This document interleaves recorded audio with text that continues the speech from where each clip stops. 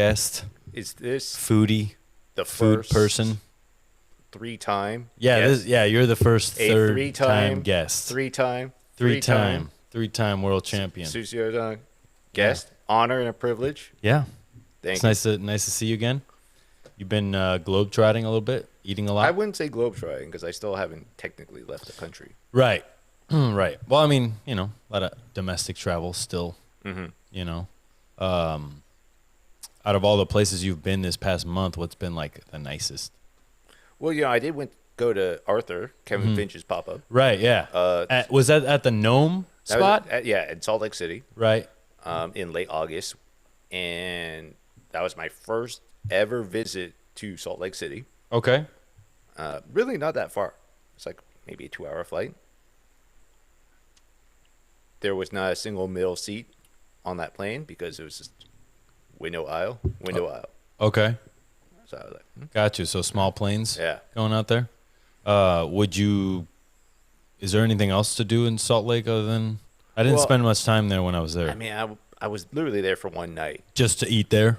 I visited Pretty Bird, which is a hot chicken concept. They have 4 locations now by Viet Pham, who used to be the chef of Forage and was a Food and Wine Best New Chef back in I forget what year, but it was like the era with Skeens, Okay. Carlo Marachi from Roberta's, Jason Franny was for that year. Yeah, a number of pretty notable chefs. So he was there too. Okay. In that class. So it was like probably the most notable Salt Lake City chef from a mainstream point of view. Like he's like on Fight or Beat Bobby Flay. Okay. Type things, right? Yeah. And he's from here. He's from San Jose originally. Okay. Used to cook with Josh, I think, in the early days of Saison, I want to say, or at least was an ally. Mm-hmm. Yeah. When was the first time you ate at Saison? 2014. 2014? Okay. Was that before their 3 Michelin? It was like the same year, but it was at the time 2 stars. Okay. Yeah. Gotcha. So Maddie was definitely running it at that point. CDC. Such a small restaurant. At the Never been, time, who was there? Well, this is before Matt Cameron was. Right. It was like Mitch, who then became the chef de cuisine of Manresa. Mm-hmm.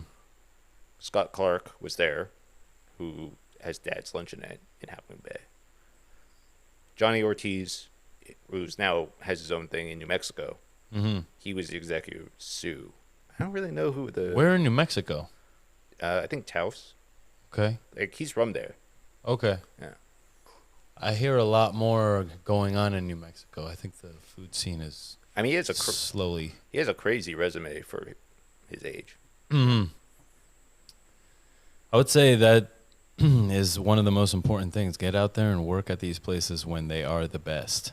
I mean, right? Like it's like movies. Yeah. You have these credits to you. Exactly. You add it's like, oh, he worked there here. Yeah. It's like I don't think that working at the French Laundry means a lot, but I don't think working at the French Laundry in 2022 means more than working there in 2007, 2008, Well, I mean, I guess also it depends. But I mean, maybe I'm calling it too early. Maybe in 10 years from now, what else is on those the guys resume? will be the man or the woman, Who I mean, knows? it's still enduring. Yeah. Still 3-star. I will say, I mean, it's one of my boys who worked there. He was saying, I know it's fun to hate on the French Laundry, but, pound for pound, it's one of the best restaurants in the world. I mean, if you're doing anything great, you're going to have haters. Mm-hmm. I mean, you may not be doing anything great. You may just still have haters. That's right. I get haters, for better or for worse. Yeah, I get some haters too, and I'm like, no one actually listens to this show, I don't think. So. Well, I mean, someone did. Someone does. Chef Bobo did. Chef Bobo Cato, he did. Chef Bobo. Yeah, he's doing well over there. I'm looking at his Instagram, and he's got a lot of cool. Well, I think Alewife, they opened up was it Odyssey Fish, right? The next spot, right? And I think they're opening up a new, because like Odyssey Fish is like in a food hall, I think, but they're actually going to open like a sit down, concept. Is there any food halls in the Bay Area? Oh yeah. The only one I can think of, and I know this isn't Bay Area, but the Healdsburg space that Single Thread took over recently. I don't know what they put there, but Oh, Lil Saint, I don't know. which used to be Shed. Yeah, Shed. There you go. Right. Yeah. But that's like, I think like a food hall is like multiple Yeah. independent concepts under a roof. Mm-hmm. To me, Colorado has the best like food hall feel. Oh, good to see Denver. you. Cheers. Oh yeah, good to see you. Cheers. We're over here drinking on Brian David, Russian River Valley. For David, Chef David. That's right. Well, I'm looking to partner with this person who is making this wonderful wine. Brian David, Russian River Valley, 2020. Pinot Noir. Highway 12, Lodi, California. Wait, what? I think that's just his business address, probably. Oh, okay. Because I was like, Lodi is a very different area than Russian River. The Terroir, baby. That's a different. That's a different That's place. a different AVA. It's a different AVA, fool. No, I tasted the wine. It's pretty good. It's got fucking, I've had the second bottle that I'm going to like take my time and explore with some different food. But from what I've been sipping on this one, I like it. And I think I want to partner with him. Maybe make some Sucio wine. Agua Sucia. Right? Why not? It'll be like 21 Crimes. Snoop just Dogg. saw that. You just saw that? Snoop Dogg's wine? CVS. Yeah. Dude, it's good. It's not bad. I have not tried it. I mean, anything with Snoop Dogg's face on it, for the most part, if you buy it, you won't be upset. I mean, I don't know about the wine itself, but that's a collector's item right there. Oh, for sure. For sure. I've recently seen the bottle with other criminal art on it, like old school Western. Yeah, they have different varieties, I guess. I mean, there's like a dictator themed series in like Europe, and that was a huge controversy. But from that same company? No. I'm just saying in general, like it's kind of weird to use real life criminals, right, for your brand. For your brand. Like it's one thing with Snoop Dogg because he's a celebrity. Like well, I guess that's what all rappers are doing. Yeah, but like we're like historic criminals. We're like this person killed people. Like genocide. Like yeah, like they had a like Hitler was on the label. Right. Granted, that was in Europe, but like, dude, Hitler juice. That's wrong. I think. Not in good taste. It's like if R. Kelly had a wine label. I mean, now, no, that would not be. Yeah, I mean before. Maybe back in the day, before all the things went down. You know, when he was imagine the people that saved the wine, like because they thought it was going to cost more, and then he gets indicted, and you're like, well, it might actually go up even more. Depends. You're right. Yeah. Who knows? You went to Ancora recently. Yes. How was that? That's the water to table restaurant. Yeah. Joe and Andy Conti. Right. Which has been a project in the making for a while. For a while now, yeah, right? because they wanted to do. Were they going to do it before COVID? No. I mean, back in 2015, right? They announced that they wanted to do like a concept called Seven Fishes, which was going to be like a marketplace and restaurant. Mm-hmm. This one, obviously, there's no like market aspect there. Like right. you don't go there and buy fish for you to cook at home. Mm-hmm. You go there for like drinks and. How'd you like it? A sit-down dinner. I think that. Well, it was very busy. Right. It seems to be. I've heard from a couple people who've been there that it's fucking super busy, and it feels like they haven't gotten the timing down. So there's like the food takes a while, and then when it comes, it fucking comes. I'm not, and it's not to like knock them. Nobody's hating. I mean, whatever, not bro. them specifically, but Facts. just in general. I'm not a huge fan of like restaurants of a certain size to be doing like a fixed menu, a prefixed menu, and a la carte. Like it's one thing if it's like you have a bar, like at a fine dining restaurant, and you have like some bar bites, but like to do that simultaneously when you have like that many seats. I think they have like 86 seats. Mm-hmm. Granted, there's some overlap, I'm just like I got the prefix menu only because there was a lot of overlap Yeah. with the a la carte. So I'm like, okay, I'll get the greatest hits just as one set menu, so it'll be a little bit easier. Just like, but I don't think you kind of get that curated experience when it's like that busy and Right. bustling. Is it a like, big space or is there a lot of tables in a little? Like, does it more feel the like there's latter. okay? I mean, it's the former Laconda space. I've been there. Um, Where is that? in the Mission on Valencia, In the Mission. Okay. Gotcha. not far from Stone Mill Matcha, Do you like? which used to be Bar Tartine. Oh, really? Okay. Gotcha. Mhm. I just walked by Bar Kren today. It's in the city for a little bit. Oh yeah, And I'd never been to, Cow Hollow. yeah, Cow Hollow. Cow. I'm like, where is the border between the marina and Cow Hollow, or is it just Why is it named that? interchangeable? Why is Is it it- called Cow Hollow? yeah. Well, it's probably like some historic, like back in the 1800s. They used to do Running of the Bulls there. something, like it's just probably residual from Yeah. yeah. Well, I was reading on the history of, because I always debate. I was debating someone about fucking what San Francisco was built on. And it's like, is it landfill? Right? It's trash. Well, definitely Foster City. Yeah, and then the Embarcadero is there's like 36 ships under the Embarcadero, like Mhm. wooden ship, fucking parts. parts and I mean, shit. it used to be a notable dock shipping Mm-hmm. route. Yeah. How many other fucking cities do you think are built on garbage? Probably quite a few. Yeah. At this point. Do you feel the earthquake? No, I did not experience that. Okay, we were in Napa actually eating at the Charter Oak, and it was cool being. It was cool being at a Char Oak, but not having to cook. Yeah, basically. But also just, Costa was there. Mm-hmm. They were cooking for the culinary team of Guy Savoy. They were all there. I don't know what event they were doing. Wait. Like, Geese of Wild? Like not him, his culinary team. Like from Vegas? Yeah, they must have been catering something. Whoa. And they were all eating at the Charter Oak.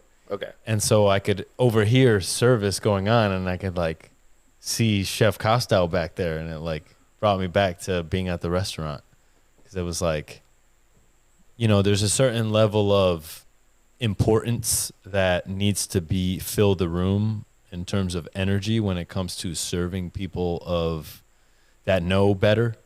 Like if you're serving a chef, you're serving cooks, like there needs to be a heightened level of importance taken for that food. And not to say that nobody else in the restaurant is as important, but I think that Costa has a special ability to make those times, like make it feel like this is the only thing that matters in the world.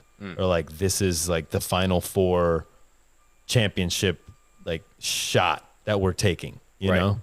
And it's definitely a cool thing to see from the outside looking in. Yeah. When you're inside of it, you're like, what the fuck is happening? But it was cool to see that he's It still didn't in there and doing it. Trigger any. No. Bear? No. I didn't have any flashbacks or Did you depression. see the show? I did see the show. Everyone's Yeah. like, have you seen the bear? Yeah. Is your life really like that? That's what they hit me with. Well, I mean, it's cool. Like, I mean, some people I know are very critical of it. Why? Well, I'm sure they're like, oh, here's another brooding. Oh, another white Tortured man. white Yeah, man. I get it. Yeah. Because the cook I was talking to sent me that message about like, yeah, it's true. There's no show about the dishwasher that has to live with 10 dudes in one house and send money back. And, Right, but- somebody was just telling me a story about some dude who sent his money back to his brother 10 years. His brother fucking took his money, put everything in his name, and now the guy has nothing. And it's just like those stories are not told No, because they're not sexy. unfortunately, not. But at the same time, how many shows, American television shows, not like we're talking about like somewhere like the UK or like American produced TV, has done a fictionalized cooking / restaurant themed show that's been embraced in that way. Right. Right. I can't. Zero. Like there was that shitty Kitchen Confidential adaptation with Yeah. Bradley Cooper, Yeah. which was terrible. That was a show that was supposed to be big. I mean, that was based on Anthony Bourdain, the book. It was like 2005, Right. and stuff. Didn't make it. Didn't make it. And then that movie Burnt. That shit sucked. I think it's like kind of an awesomely bad movie though, Yeah, why? because it's ridiculous. How about when he's in he's like shucks 3,000 oysters He's or like, whatever. my penance is done. Yeah. And then What a fucking and then loser. he just leaves. Although like I was how like, many oysters was it? 1 million? I don't know. It was high. Cuz like even if that number is high in New Orleans, I feel like a week in New Orleans you will shuck that many oysters. You know, like how many oysters do you think they shuck at Acme Oyster House a day? By one guy or like A day, like the whole restaurant. You got the cooked ones, the raw yeah, ones. it's gotta be a lot. Everybody's eating fucking sandwiches it's in- that have like 6 oysters the or more name. on. Fucking millions of. See, if he worked there for 2 days, he'd have made his penance. And then he real would quick. walk off without it giving notice Yeah. and be like, I'm done. Yeah. Also, he just walked off. Yeah, you're right. He walked off, quit without notice. Yeah. He just He walked off like bounced. Scarface. He just bounced. I was like, what the heck? Damn. I retire. And if that were done today, I mean, it wasn't released that long ago. No, the no, movie. no, But no. like, if that were done today, definitely some publication would be like, so this famous chef is at this oyster house, and Yeah, exactly. Yeah. Eater comes in like, so I'm eating at Acme Oyster House, and there's Chef Bradley Cooper. Chef Thomas Keller is shucking oysters at yeah, Acme like I Oyster feel House. like that would be maybe not right away, but it would get some people's attention. Yeah. That's one. I mean, that's why I thought the Bear. I mean, among many other things, is like Mhm. okay, he used to be at. He was a food and wine best new chef. Mm-hmm. He's like at Noma or something. Right. And he's at now this Italian beef clubs. I'm like, someone's gonna pick that up. It's very obvious, yes. Yeah, like maybe not Yes. necessarily like day 1, day 2, day 3, but I thought it was a true story. I thought it was like not the whole thing was true, Right. but Well, I mean, it it's- seems like something that could happen. it's based on a real restaurant. Who? The Italian beef. I mean, inspired by a real restaurant, but it's not based on a story, right? Like, Right. Yeah. Like, does Carmine exist? we are all karma. Oh, that's true. The Matrix. Wait, I'm gonna give you. Okay, so I assume you've seen the entire show. Yeah. At this point, if you haven't seen the show, I'm gonna spoil the endings. I Yeah. don't care. Who Like, gives a fuck? Spoil so the they ending, find please. the money in the tomato cans, right? Yeah. How did he get? So this guy is just like, I'm gonna open it and hide this in the tomatoes, and then reseal them. What? Did you think that? I thought that during that, when they were doing that, that they actually canned the cash in with the tomatoes. Like Like to he begin went and with, got cans and actually canned them. I would. Wait, so you're saying he went to the factory? with Yeah, I'm his saying can- he went to the hardware store or ordered cans online. But then there's They tomato in came- them. Well, yeah, he also I also, preserved like, so tomatoes. he broke the He's seal. passionate. He broke didn't the- break the seal. He made the seal. So you're saying that like the dirty money, which is like, money is very dirty, Yeah. and you're Maybe he putting cleaned it. You're putting it into the tomato. Are you saying that they would have exploded from botulism because it Well, was money? I was like, I really hope they didn't eat that. But then it's suggested that they used the tomato sauce later, and I was like, I really hope they didn't. They used that tomato sauce? Well, it's suggested because they're showing them later eating like red sauce, and I was like, when did you get botulism? That is nasty. I never thought of that. I was like, oh, I hope they're not eating that. Then they ended it like that. What do you think the second season holds, though? Because I was like, how are you gonna? Well, they're changing concepts, right? Of the Oh, restaurant. that's right. He wanted to have So an now actual restaurant. Now we're actually going to see them be like cooks, like fucking. We're a sit down operation. Mm-hmm. I assume with no DoorDash. All those people are gonna get fired.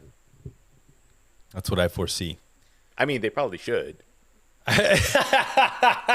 No. I mean, hopefully not. Come on. I hope they get a chance. There's some short order cooks who are like do tremendous. Yeah.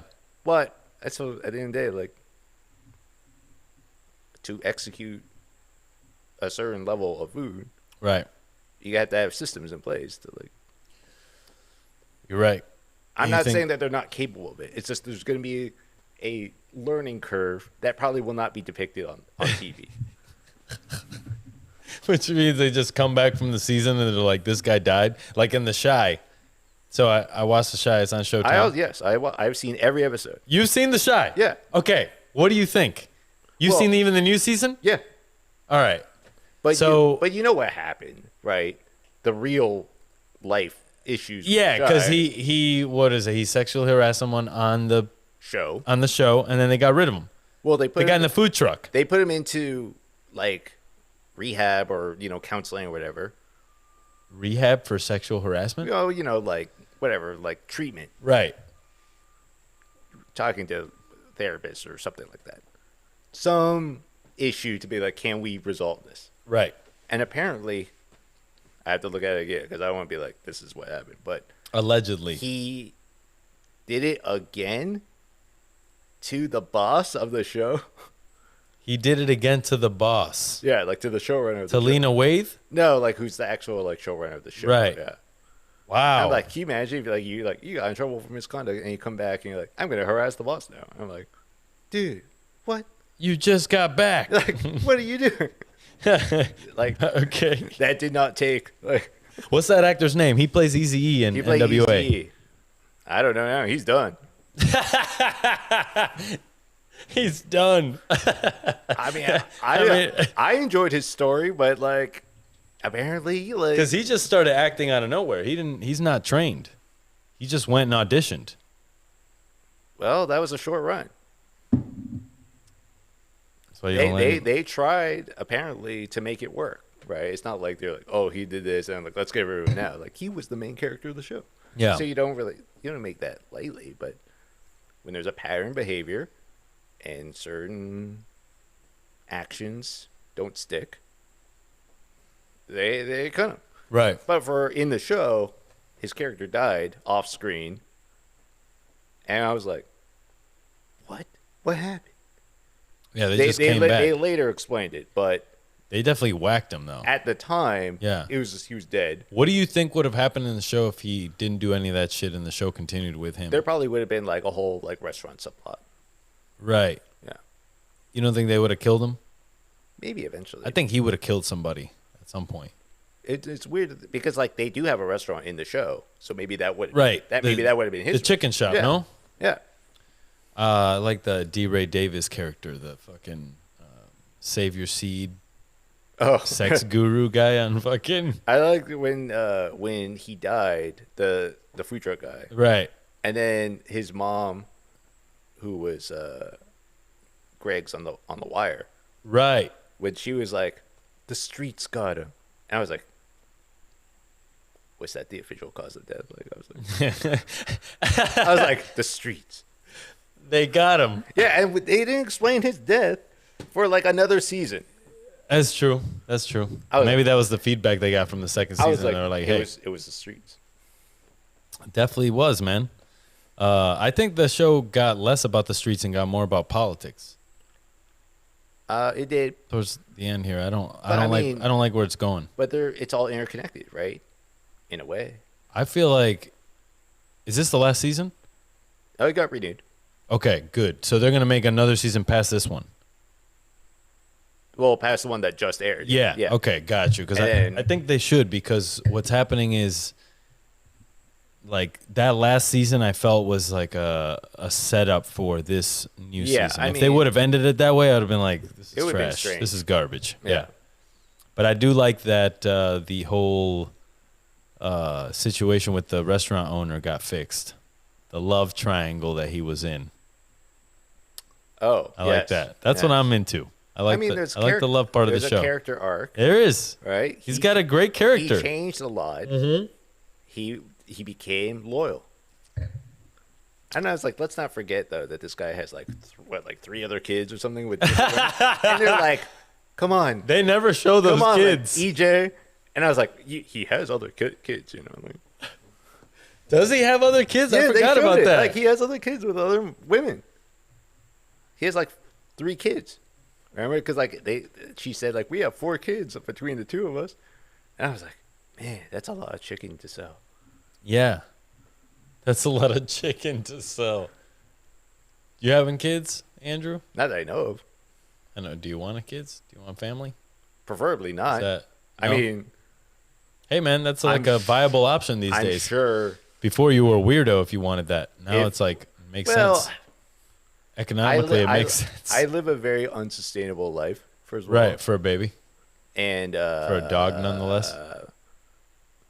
I don't really think that's. Okay, in case it does happen, and I don't want time to be like, oh, we just pull up this clip. Yeah, you don't want your kid pulling this shit up in like 20 years. If it was like the right partner, you know, like things kind of click together. Fell into place. But like it's not like a benchmark thing where like just vaguely, yeah, like it's like no, not really. It's not a goal of yours. But if it happens, I kind of would rather use it towards like food and spending too much money on eating too much food. Yeah, that's true. Kind of like been my general lifestyle. So it's like when was your last bang bang? I guess technically New York. I did like it was on a full meal, but I went to like PDF in Brooklyn, right? I spoke about it last time I was here, but like Oxal's sister restaurant, and then I went to Cote later in the evening. But Cote is fire. That's like 5 hours apart. Okay, that's not bad. And also, I didn't do like a full menu. Yeah. So it's like, it was literally like surf and turf. It was like seafood, and then steak, but like 5 hours apart. Okay. I'm not big on like hitting. I understand the temptation because you kind of want to squeeze in as much as you can. Right. Especially when you're like in an area like you don't know when you're gonna be there again. Traveling, but I would rather just do one place. Well. Right. I don't have the stomach for it. Instead of doing one dinner, one breakfast? Or would you do early lunch and I try to do early lunch and then dinner. Like, generally, I try to go for like 11 or whatever is the earliest possible. What do you think about really expensive lunch tastings? Do you think it's I think it's great. So you think that like the French Laundry is worth going to for lunch? Well, I don't know if like in terms of a operational thing, but like it's great because lunch, having those experiences available, it's like you could do that. You could get this restaurant and it's the same menu, but during the daytime, and then you can fit in a dinner only spot in the same day. Right. That's what's great about it. Okay. Have you ever had a lunch tasting that's like a long 18 course? Where? Well, I don't know, 18 course, but like 12, 15. I went like to the Ledbury. Oh, that's right. I had a lunch tasting at the Ledbury. I thought that was a great They hooked me up with the dinner menu. That was dope. Dude, that guy is amazing. Brett Graham? Yeah, he's not on social media or anything. Yeah, and that restaurant, it's dope. I just thought it was like really slick. Like maybe they're not doing the most modern or like the most cutting edge stuff. I mean, the plating was beautiful. Everything was just like solidly done. Yeah. Like throughout. Dessert, all the way to dessert. Like I was like, this was just a really slick experience. It's I was able to hang out in the kitchen with them for a while, and just the discipline in there was like you could feel it in the room. Like those dudes, were happy to be there. We're like learning, and like everyone was into it. Yeah, it's hard to walk into, I'll just say it, kitchens in the Bay Area and feel like that way. that everybody's like fucking pushing, and you know what I mean? Why do you think that is? I don't know. I think it's just the new climate of Do you think how people need to work nowadays. is it a generational thing? Is it a cultural thing? Is it a subcultural thing? Because they're like, shit, like living in San Francisco is so expensive. Right. Not to say it's not inexpensive in London, but we don't have the public transportation system that they do there. I think it's both cultural and generational, because the kids that are like cooking now, most like me and most of people like me are not cooking anymore. We're fucking personal chefs, whatever. Yeah. You know, because most of us got out of the game and it wasn't as easy to open up a restaurant. Like, back in the Skeens and Chef Costow days, if you had $100,000 in the bank, you could open a restaurant. I mean, nowadays you need $1 million. You need $1 million plus. You need $1 million, exactly, to be honest. to be able to pay people to like, and that's why I keep harping on this thing where everybody's like, oh well, the restaurants need to pay more wages, and it's like, no, the price of shit just needs to come down. Like you can't, we can't just keep hiking everything up and expecting restaurants to be able to survive. Like it's just doesn't work that way. I don't think anyone's like opposed to paying more people in principle. It's just it may not actually make sense, right? In a financial model. The thing is, you have to pay them more hourly, and then you have to pay for their health insurance, right? And then comes the thing about the service charge, which Slug and Snail Bar came in, under fire for that recently, and it's like, I don't think if you're opening a restaurant with the idea that your service charge is to pay for your health insurance, I think you got it all wrong. Like if you're going to open a restaurant, just make sure that you have enough money to pay for the health insurance for your employees and not make the guests pay it on this 20% service charge. The service charge should go to the fucking people doing the service, and the cooks as well. Well, I mean, yeah, the whole. Everybody should just split evenly. No management. I mean, sometimes the service charge doesn't go to even that. Who knows, man? Sometimes it just goes to the owner. Yeah. I mean, I hope that we can get away from that and use the service charge for good. But also, people need to stop trying to work at restaurants and putting everything on their owners / bosses and being like, solve all my problems. Like if I work here, I need to be able to pay rent, pay this, pay that, I mean, it'd be and nice. have fun. Yeah, it's fun. It would be nice, but if you want shit, you got to work for it. It is a job. Get another motherfucking job if you don't like that one. Study and do some shit that pays you more. I don't know. Like, I've gone through enough business plans and pitch decks and investment models of restaurants where I'm just like, yeah, of course. Like, it would be great to pay more people stuff, Mm-hmm. But there's also things where it's like, unless, the average customer is willing to pay a certain amount of money, right? It's just not going to happen. It just doesn't make financial sense. Yeah. Where's the money coming from? Exactly. That's the hardest thing. It is kind of a pet peeve of my own, and I understand it, but it's like when cooks or people in the restaurant industry are like, people need to learn how to pay more, and then those same people are like, this place is so expensive. Yeah, you're right. Like, right, but where's the money coming from? Yeah, it's coming from somewhere. The owner's pocket, usually. I mean, are we gonna see a time where 20% is no longer enough for a tip? It's gonna be fucking 45% tip. I mean, definitely. I feel like we're going up to 25 for sure. I've seen it on the little square, mm-hmm.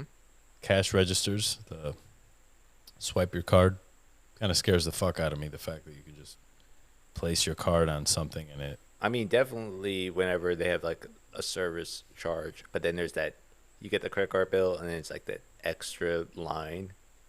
Yeah, I'm just asking like, for more tip. Ooh. And then you feel like a douchebag because you're the one that has to write zero. Yeah, it's like. Yeah. You know what's been going on at coffee shops is I find that the people are looking to see what the total is to Right. see if you tipped or not. And while I want to tip everyone, like I'm not going to tip you much more than 50 cents for one coffee. And then you see the 15% charge on $5. Yeah. You know what I'm saying? It's like, bro, I'm not trying to give you this much of a tip for pouring coffee into a cup. But they're in the service. I get that, but I'm just saying, like, They gotta make money. I gotta pay you 15% on that. I don't think so, bro.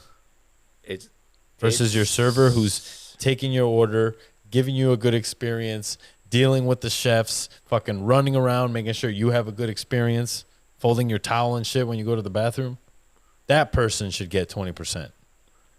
Not the fool who's turning around and just pouring coffee into a cup. I'm sorry. I just don't like. Is that wrong? Probably. I mean, Someone's gonna get we'll upset. see. Someone's gonna get upset. They're gonna be like, "Hey, man, I'm a barista. What are you gonna do?" I'm getting sick of coffee, man. I feel like coffee's the same everywhere nowadays. Every like roaster you go through, that's like, "Oh yeah, try this coffee shop." I feel like it's the same. It's almost like all becoming Are you like one. people like sick of I'm the same menu at restaurants? Yeah, basically. It's all Like, the what are same. you gonna have in summertime? Fucking tomato salads and burrata and You're gonna have uni, basils and mint. You know, watermelon. uni in your broth Yeah. with your choose your chopsticks. Although I gotta say, the best tomato sauce I've ever had was the Frank's from New York. Mm. They took a number 10 can of tomatoes and they just blended like 10 trays of uni into it. Gosh. And it was like very decadent. And they were like, no more. Like, remove the plastic, Well- full bed into the thing. It definitely was not the tomato sauce at the end of the bear. So No. It was good though. It's really good. very expensive tomato sauce. Yeah, but at the end of the day, Is that even tomato sauce at that point? I mean, no, it was like I dropped a little bit of tomato sauce in my uni puree, basically. But I gotta say, it was delicious. Yeah. The pasta was great, and it was, you know, you didn't even have to warm it that much. Mm. Just warmed it a little bit, tossed your pasta in it, done. Yeah. A little bit of cheese. Fuck it. Well, you don't want to warm the uni too much, right? No, that's nasty. Kind of weird. It's like hot cucumbers. I mean, sometimes you'll see like tempura uni, but that's really rare. Really? Yeah. Where have you seen that? You had to and you have to wrap it a certain way so that it's like not fried through. Right. Yeah. Huh. Okay. What have been other spots that you've been to recently in the Bay? You go to lunch a lot at a lot of different little hole in the walls. How do you find those? Friend of a friend? Can we go with a example? It's mainly all like that yakitori spot we went to last time. Oh, that's all just like pop up Right. type of things. Yeah. What is your main source of like how do you know where the pop-ups are happening? Instagram, Friends, pretty much. right. Yeah. You're just A in there little searching, mention. scouring. Yeah. Food and Wine Best New Chefs came out. It did. It did. Yeah. Yes. What do you think? Congrats to the 11, Joe, since Tim and Jeannie Right. get credited together Mm-hmm. at Kasama. Mm. Congrats. And Justin from Energec in Sherman Oaks also got, as well as Best Restaurant LA Times. Mm-hmm. Also was on the New York Times 50 Places. That was released today. Really? Yeah. Who is he? So I first met him when he was not a chef. He was a designer for Disney. And he was a diner when I first met him. What was he designing for Disney? Like graphics. Okay. He went to like art school. Mm. But now he is the chef of Energectai, which has been around for many years. It was owned by his parents. And it has become quite the sensation in recent history. Congratulations to him. So he just left the Disney shit and Yeah, started. like when I first met him, he was a diner at Woolsmouth, which at the time I was helping out at, Right. doing front of house and also dishwashing and whatever various Right. roles they need me to do. You were in the front of the house serving wine? No, Sommelier? it was more just like refill the water and take away plates away. And stuff. Bus boy. People are, Bus man pop. yeah, they're drinking. They bring their own wine. Yeah. They bring their own wine. That type of concept. It's like a long time underground LA dinner series by the former personal chef of Nicolas Cage. Really? Yeah, When did it work for Nicolas Cage? years, well over 10 years ago, Right. and that's how I first met him. Did you hang out with Nicolas Cage? No, that was like the chef Craig. He was done with that Yeah. before I met him. Right. Yeah, I haven't had a chance to But that would look be at great. all the winners I'd of be like the, hang out with Nicolas Cage. probably be a crazy time. Yeah, I mean, this is the season, right? You got Bon Appetit, best new restaurants, Right. including in LA, Yongbang, Right. Yangbang won. top 10. Yep. But it's that season, right? You got Food and Wine, best new chefs. You got New York Times' annual 50 restaurants that they like Right. list. So there's a lot of shit right A lot now. of lists right now. Yeah. Yeah. Is this like the month of list? I guess Generally, so. the shit comes out pretty much at the same season every Pretty year. much, yeah. Keep trying to think if there's a. Sema in New York, which I went to in April, also on Bon Appetit's top 10. And that's a former Bay Area chef. Are you getting these magazines? Bon Appetit, Food and Wine. You No, subscribing? No. A physical magazine? Yeah, I mean, are you subscribed online or? I just see that shit on Instagram, then I like That's click the it. link. and Yeah, it's like so- this. Occasionally there's like a paywall, but I'm like, I'll get around this.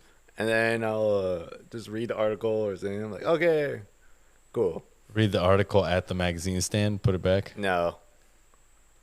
I don't think I've ever had a physical magazine of any kind. Not even Nickelodeon in magazine. Years. Nickelodeon magazine, please. You guys like mowing the lawn? No. Okay. But congrats to all the recipients of all these various publications. Yeah, congrats to everyone. Lists, awards. Yeah. You know, I was talking to Costa about it. It's like, it's fun to hate on awards. It really is. And I think that people take it the wrong way because I definitely have had my discrepancies with those places, you know, the Beard Awards and all that. But at the end of the day, it's important and we need it. Well, I mean, and it's like, you know, Grammys, Emmys, you like. could say, oh, this place deserves it more. Mm-hmm. But in the day, like, it's such a hard industry, period, that, like, let's shine a light. People are talking about restaurants in a positive way. Right. Cool. Yep. It's not about who didn't get it or who got it. I think that also restaurants that do get it now have the power to be like, oh, well, there's this other person over here also. At the end of the day, just like everybody says with this James Beard business, everyone will get a James Beard award at some point. Like, Probably. You know what I well, mean? not, Like- I mean, not really. but, like, I mean, if you do it for long enough, if come you do it on. long enough, at a certain, Has like Houston's gotten a James Beard award? Or like the restaurant. Yeah, chain? yeah. They probably should, but no, I don't think so. I was thinking about like that. Like, is there an award for like a Chili's, like an Applebee's? I don't think so. There might be like a different sector, Like more like in the business sector? of that area of what I think they have like QSR, like quick service restaurant, their own publications, Right. those type of thing, maybe. But in terms of like Food and Wine or like the independent chefy publications, but no. Okay. Have you read Toothache magazine? Yeah, Nick a little bit. Muncie's? Yeah, Nick Yeah. Muncie. Now, L.A. resident. Yeah, he Nick moved down Muncie. there. Yeah. Yep. I tried to hit him up to be on the podcast. He's like, I live in LA now. Sorry. Like everyone, he moved to L.A. Is that where everybody's going? Seemingly. Is that where the next food renaissance is going to take I place? think it's been there for a while. I don't know, man. You ever been to LA? I used to live in L.A. I don't feel good there. It's still a very difficult city. Like, Yeah. I don't think I was in LA at a time when it was transforming as a food. Like, it always had food, but like it was being viewed differently on a national level and international level, in part because of like Jonathan Gold and things like that. Now it's actually become a legit food destination city in America, at least. Right. But it is not an easy city to live in because it doesn't function as a city the same way as, like, not to say New York is easier, but something like that. But the traffic is real. It is a very fragmented city. It's very neighborhood based. It's not easy to get around. And you kind of like, you can't necessarily just open something, build it, and it will come. Right? Like, remember when they built that giant tartine manufactory there? Yeah. Which is gone. So much money was spent. But they put it in the arts district, which is like, okay, like that's like a neighborhood, but a concept like that doesn't function unless it's like busy daily. Right. And people are not going to go that way. It needs to be in like a downtown. There's no foot traffic during the day. I mean, like, what? People are not going to cross the city unless it's maybe a weekend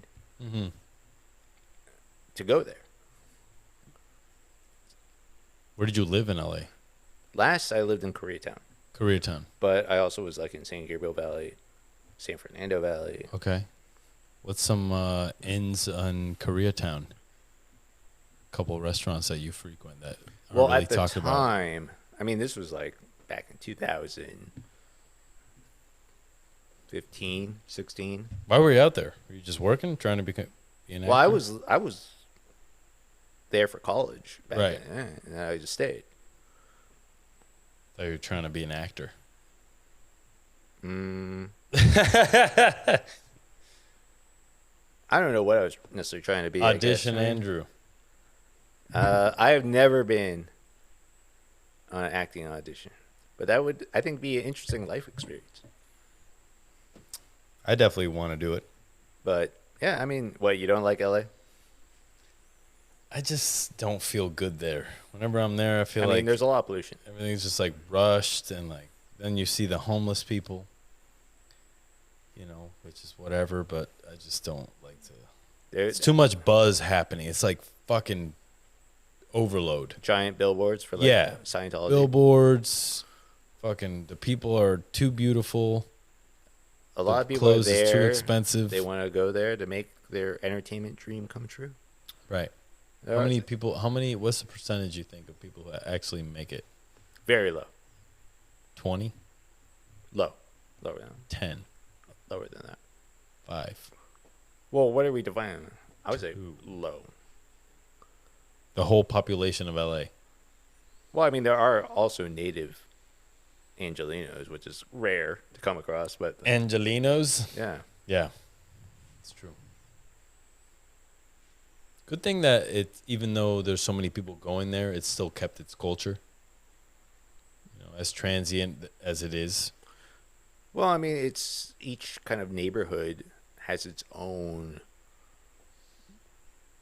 vibe, and it has its own kind of identity. Maybe that's the defense mechanism for a city that's so sprawling to hold its culture.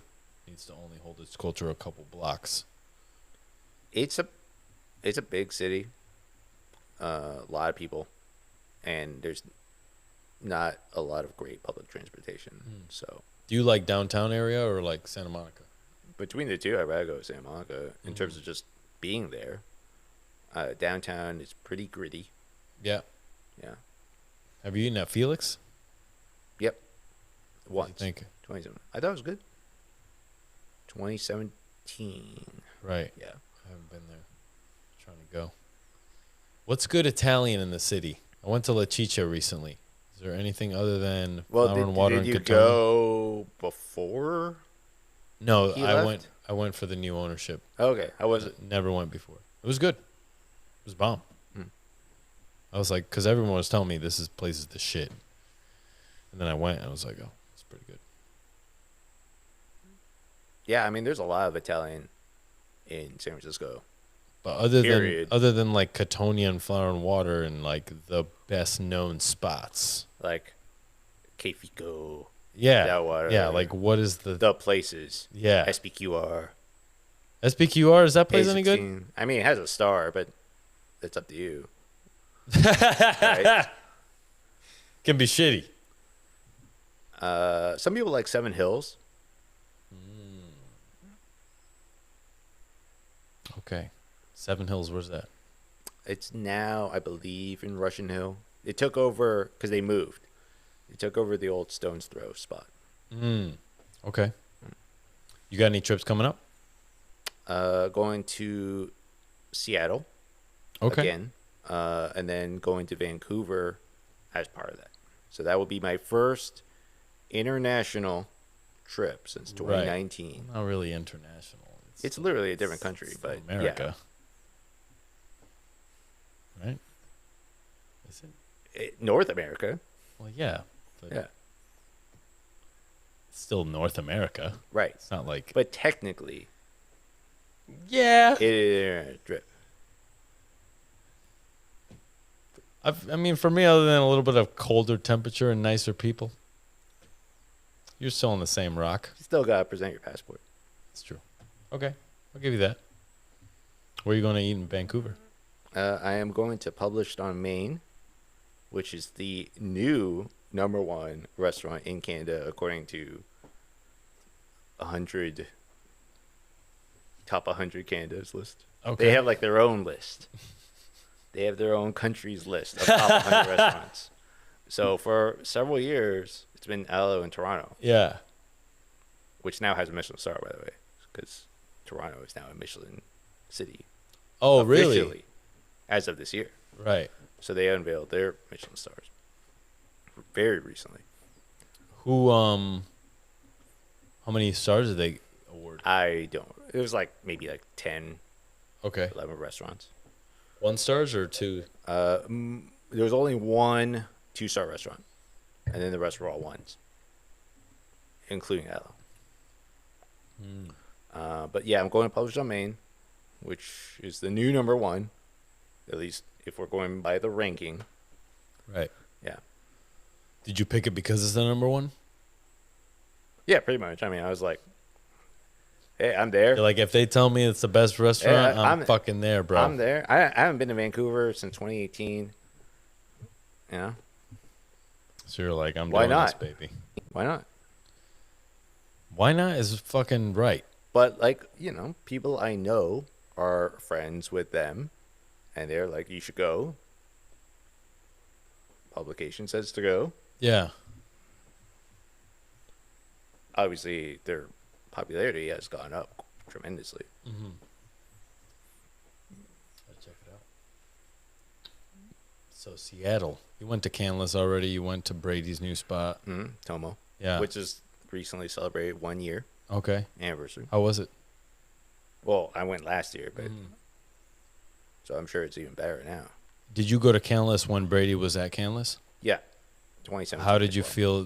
Did you feel that there was any similarities in the food? Stylistically? I mean, a little bit, but like, I feel Tomo. I mean, granted, I only went one time to both.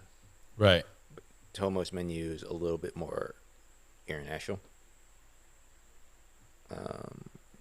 Little more, not as. I mean, just as a restaurant, it's not as formal. Because Canlis is like a jacket required place. Okay. It's like the French Laundry of Seattle. Yeah, like that's a fine dining institution restaurant for America. I haven't been there. I need to go. Who's the new chef up there? Aisha Ibrahim, Aisha Ibrahim. who used to be at Manresa. Right. Years ago was the chef of Harbor House Inn, but that was not super publicized. Why? Before Matt. Before Maddie. Before Matt. So that place was always kind of trying to be what it is today.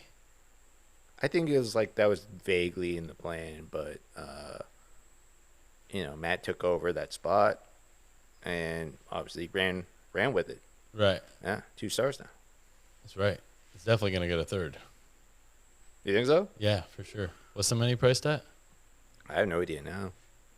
Once they go Definitely 200 plus. I know that, but once they go over 250, they'll get their Michelin stars. in Mendocino, Hmm?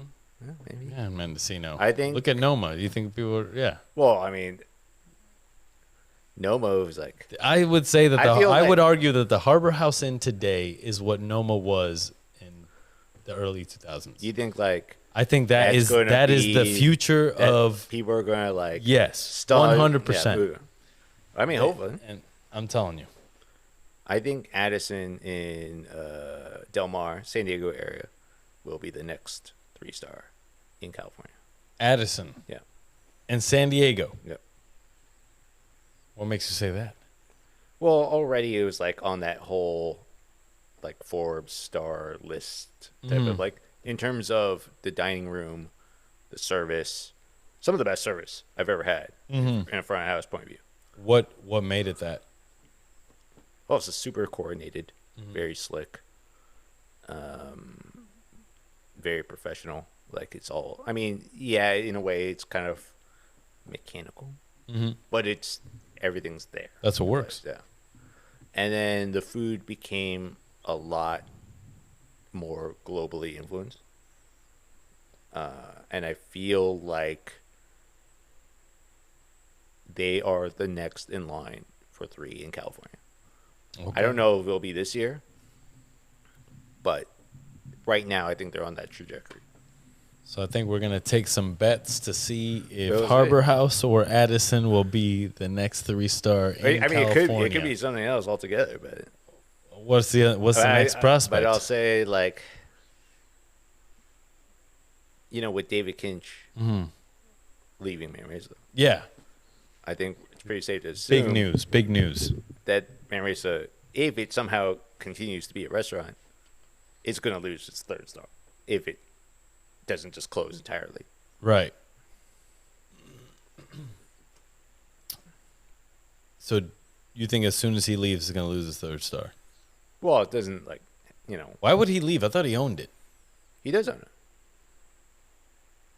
Is he leaving? but he owns the land too. Is he leaving, or is he selling it? I think he wants to sell the business, Right. but he also has the land, so that's what makes it kind of like you might as well like sell it to like CVS or whatever. Like No, you might as well sell it to another chef who's gonna fucking. no, like they just tear down the entire thing, and you're like you'll make millions. What? He's not that guy. I mean, he might not be, but that would be the logical thing. I'm like, hey, retire, Sell it to a CVS. surf, make money. You're done. It's true. I mean, he's still involved with like, his other restaurants. Mentoneca? Mentone, Is it not Mentoneca? Mentone. Mento. I was like, what? I thought it was Mentoneca. I was like, I mean, you could make that restaurant. I don't know what that is. Mentoneca. It's fucking, Mentoni. It's my boy Tom works over there. Used to be one of my sous chefs at Charter Oak. But It's a good spot. yeah, you been? One time, Pastas, pizza. steaks. If they do, I did not get it. Right. Yeah, If they do, I did not get it. Okay. it might have been available, but I cannot confirm. Right. Yes, Okay. but yeah, I think the 3-star landscape. Right, it's going to be like probably French Laundry, Telegram, Quince, Brand new single thread. Man Racer no longer. We might be down to 5. Right. Only because the restaurant on Meadowwood's burned down. R.I.P. Yeah. Or will it rise? Yeah. I don't know about that. I don't know. That would be very expensive. I think it would be. I think it'd be I extreme. mean, at this point, I told Chef, I'm like, why even do that? I You think- went out on top. Your shit burned down. Yeah. Although, like, Johnny Sparrow's restaurant recently burned down. Blessings to him. Yeah, good luck. I hope with, everything's gonna. Yeah, I hope everything's gonna work out for him, and I know it will. And I told him, I was like, most restaurants that come back after a fire do so much better for some reason. Look at Manresa, 3 stars. 2 fires. Yeah, well, Manresa, yeah. That was up for a little debate. People thought that it was a little bit of foul play going on there. Whoa. But people will always suspect that shit. Sucio's not in the business of peddling rumors, is it? No, hell no, baby. I mean, that's all I No, heard. but anytime you have a fire, it's kind of like, Every time, even the fire in fucking Meadowwood. Same shit. People were like, even though there was like, even though there was well documented, even though there was a whole goddamn forest fire, Yeah. yeah, people are like, no, that definitely. I mean, obviously, I think you probably know more than me, but like, I don't think it really makes sense to try to recreate what it was. Right. Also, another news. Japan looks like it's going to reopen. Wait, it's still not reopened. Well, as things stand now, before, I think it was in June, they reopened it, but you had to be part of a travel group to visit there. Like travel group. Like you had to be on a very specific curated tour. Okay. So you can like, go off and Do whatever you want. Yeah, do whatever you want. Now they changed it where you can do individual like travel, like plan, but you had to book it through like an officially recognized Japanese travel agency, which obviously is going to cost more. Right. And they have visas, including for the U.S., which they didn't have pre-COVID. But now there's serious talk, about changing it, mainly because of financial pressures, because the yen is super weak right now, to allow independent tourism from certain countries, including the U.S. Mm-hmm. So are you just waiting on that?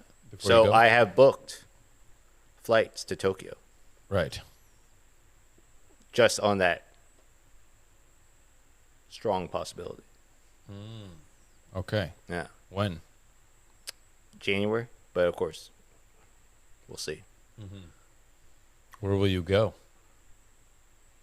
I don't know. I mean, do you see the Chef's Table pizza that came out? I have not. They had There's somewhere in Japan? mm-hmm. Of course there is. Yep. Those guys take anything and master it. So Yoshiro Imai in Kyoto was one of the chefs featured in that 6-episode series. So I was kind of intrigued. Yeah. Yeah, but that's not Tokyo, but Did you see the whole thing? mm-hmm. Saw all the chefs? Yep.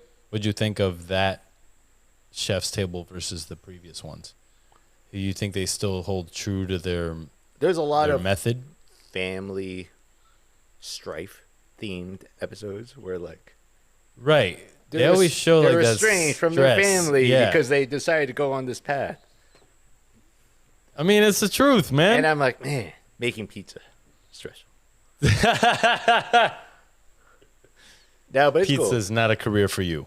Ann Kim from Young Joni and Lola's in Minneapolis was one of the subjects, and she's the one who's like famously did the James Beard speech where she said like "fuck fear" and like pursue your dream.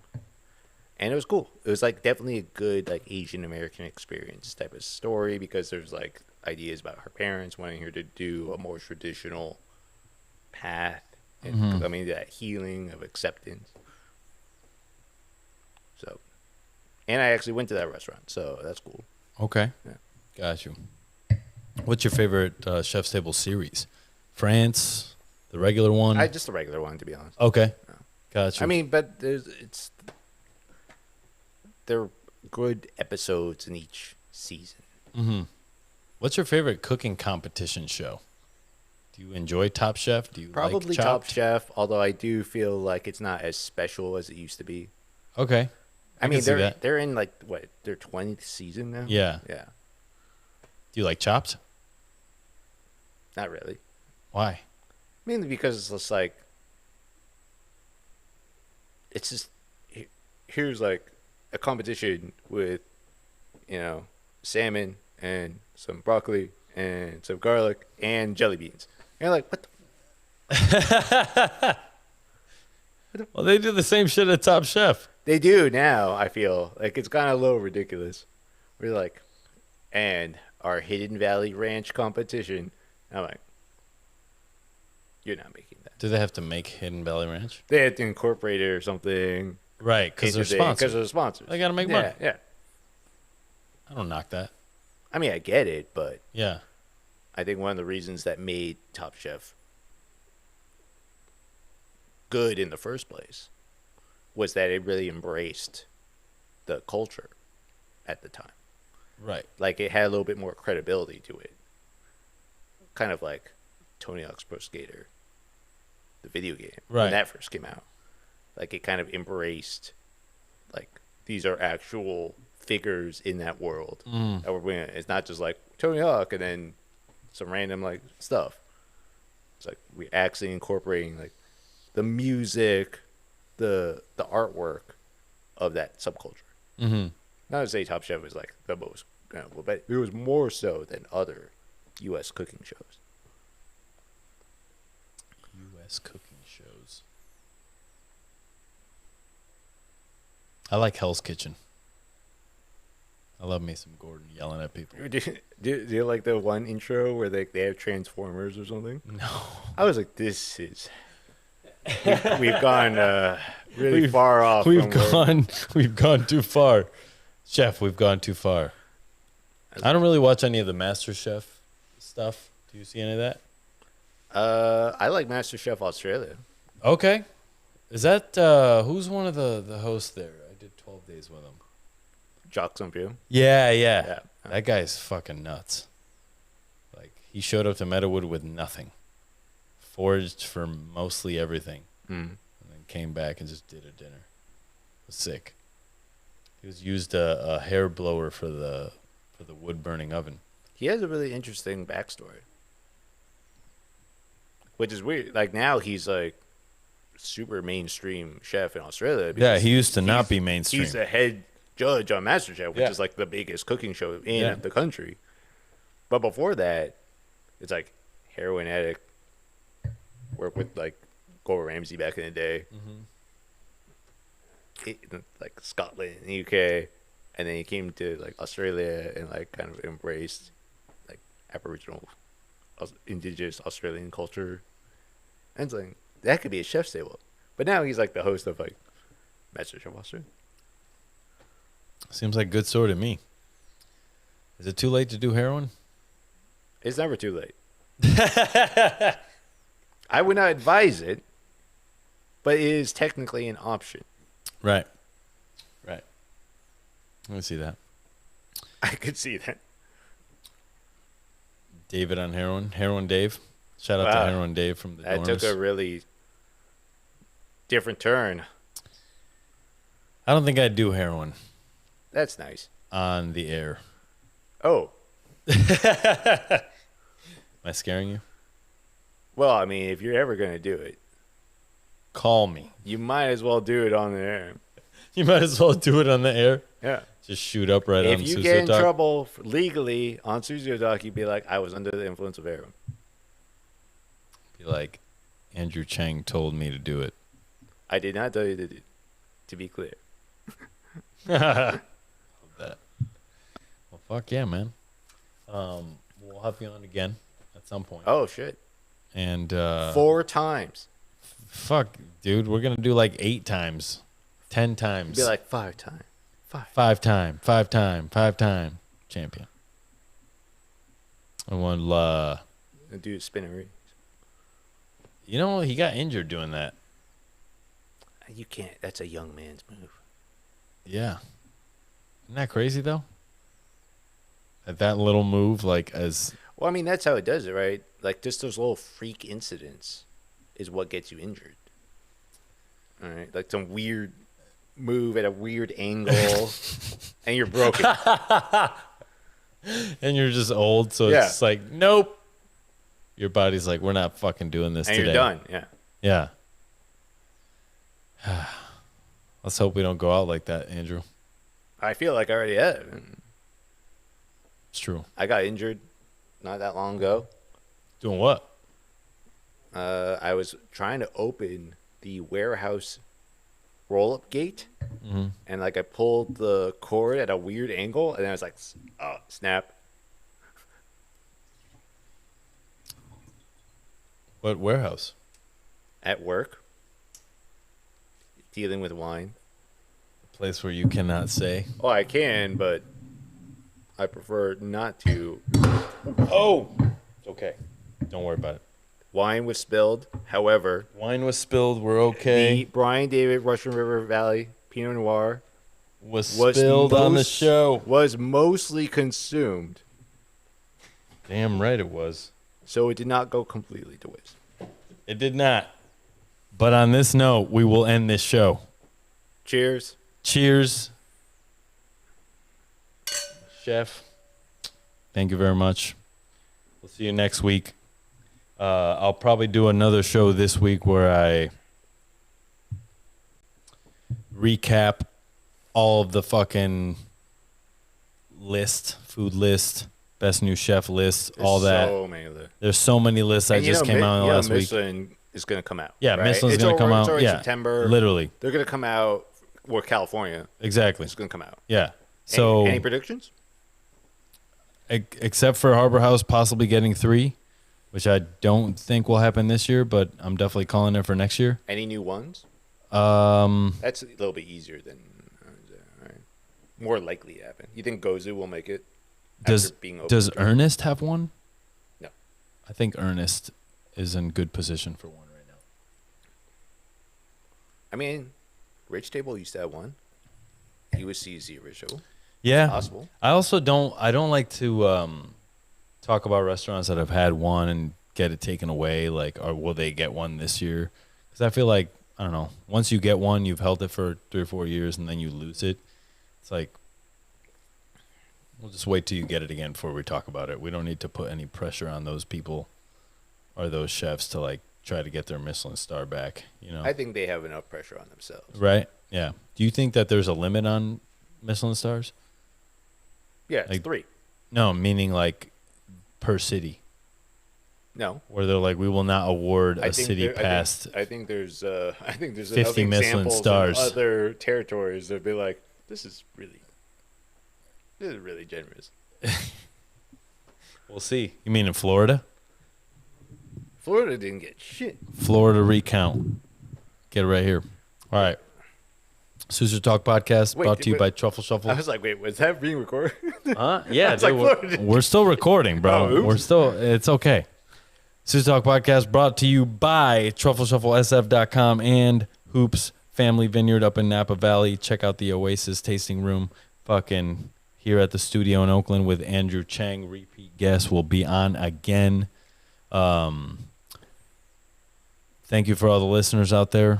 I know the show's been weird lately, I think. That's just me.